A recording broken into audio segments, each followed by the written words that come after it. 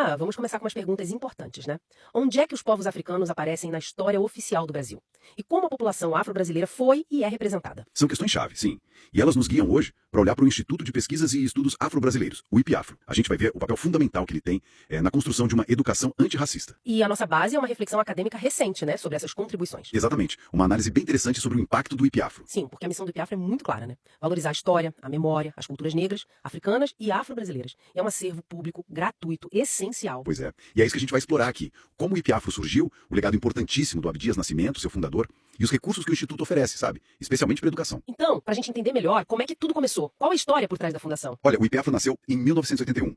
Foi um momento bem marcante, porque o Abdias Nascimento tinha acabado de voltar para o Brasil. Foram 13 anos de exílio, né? Por causa da ditadura. Nossa, 13 anos? E o interessante é que, logo que ele voltou, ele já veio com essa ideia. Não só de guardar a memória, mas de usar essa memória para mudar as coisas, principalmente pela educação. Isso, em 81, era algo bem forte. Imagino. E ele teve apoio importante, como o de Dom Paulo Evaristo Arnes. Começou lá na PUC de São Paulo. Que urgência, né? Logo ao voltar do exílio. E os primeiros passos, quais foram? Bom, o objetivo inicial era esse: preservar a memória do povo negro. E isso incluía o acervo pessoal imenso do Abdias. A ação começou rápido. Já em 82, teve o 3º Congresso de Culturas Negras das Américas. Importante. E também um curso de extensão pioneiro na época, chamado Conscientização da Cultura Afro-Brasileira. Eles chegaram a fazer pesquisa em quilombos para esse curso. Que legal. Aí, em 84, o Instituto mudou para o Rio de Janeiro, onde está até hoje.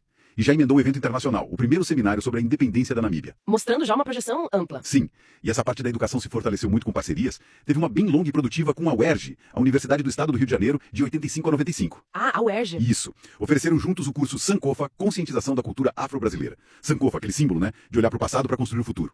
Desse curso saiu uma coleção de 4 livros. Fundamental. Essa atuação na educação antes mesmo da Lei 10.639, que tornou obrigatório o ensino de história e cultura afro-brasileira, isso é fascinante. Eles foram pioneiros nisso, né? Com toda certeza. Já em 1991, eles tinham uma parceria com a CDPROM, que era uma secretaria estadual do Rio. O foco era justamente formar professores nesses temas. Antes da lei. Bem antes. Essas ações, ali entre 91 e 93, com certeza ajudaram a pavimentar o caminho para a lei de 2003. E depois da lei, claro, o trabalho continuou firme. Fizeram fóruns para educadores, tipo o Fórum Educação Afirmativa Sankofa. Entendi. A missão continua, sabe? Pesquisar, publicar livros, fazer exposições sobre as culturas negras, divulgar o legado do Abdias, que faleceu em 2011, e a digitalização do acervo tem sido chave para que mais gente tenha acesso. Falando nisso, no acervo digital, ele parece ser um recurso em tanto. Como é que ele se organiza? Quem pode usar? É um tesouro mesmo, e acessível. O site é bem fácil de navegar. Tem sessões sobre o próprio IPAFRO, as ações que eles fazem, o acervo em si. O que tem nesse acervo? Ah, tem muita coisa. O Museu de Artes Negras, documentos do Teatro Experimental do Negro, o TEM, e claro, sobre o Abdias.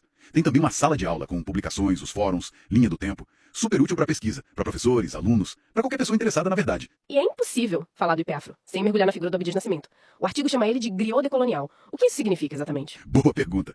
Griot, na tradição da África Ocidental, é tipo o guardião da memória, da história oral do povo. E o Abdias foi isso e muito mais, né? Um intelectual, professor, um político muito combativo, ativista, artista. Ele pintava, fazia teatro, poesia. Uma referência do pan-africanismo. Uma figura múltipla. Totalmente. A vida dele foi marcada pela luta contra o racismo desde cedo, na educação, que era muito precária para negros na época dele, no exército, onde ele teve contato com a Legião Negra.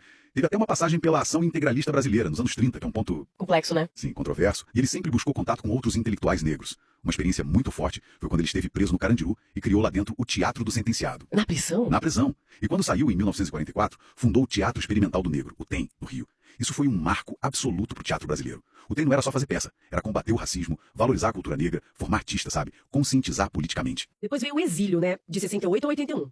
Foi um período que ele produziu muito fora do Brasil, deu aulas, e foi quando conheceu a Elisa Larkin Nascimento, que se tornou sua companheira e uma colaboradora essencial. Exato. E na volta, além de fundar o IPAFRO, ele teve uma carreira política pioneira. Foi vereador, deputado federal, senador. Foi o primeiro parlamentar negro a colocar a luta antirracista de forma tão direta no Congresso.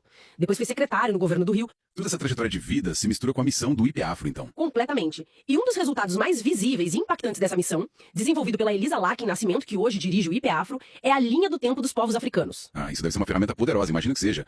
Pra contrapor aquela visão eurocêntrica da história, né? Exatamente isso. É um material didático, ilustrado, com mais de 50 imagens. Ele vai reconstruindo cronologicamente as enormes contribuições dos povos africanos para a história mundial.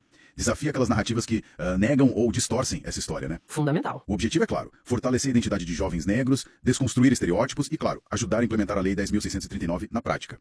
O antropólogo Kabengele Munanga diz que é um instrumento precioso. E está disponível online. Sim, numa parceria com o MEC e a Unesco. Bem acessível. Então, pra gente amarrar a conversa, o IPAFRO é muito mais que um arquivo, né? Ah, sem dúvida. É uma casa de memória viva, sim. Um acervo essencial, mas é também um agente ativo. Ele está ali produzindo, ensinando, pesquisando, documentando, tudo para promover uma educação que seja de fato antirracista. A relevância dele na luta contra o racismo estrutural no Brasil é, assim, inegável. E conhecer iniciativas como o IPAfro ajuda muito a gente a entender a complexidade da nossa história e a urgência que ainda existe de construir uma sociedade mais justa, mais equitativa. Fica talvez uma reflexão final, né? Como é que o nosso próprio contato, nosso envolvimento com acervos, como esse do IPAfro, pode mudar não só o jeito como a gente vê o passado, mas também ampliar nossa visão sobre o que a gente pode fazer individual e coletivamente hoje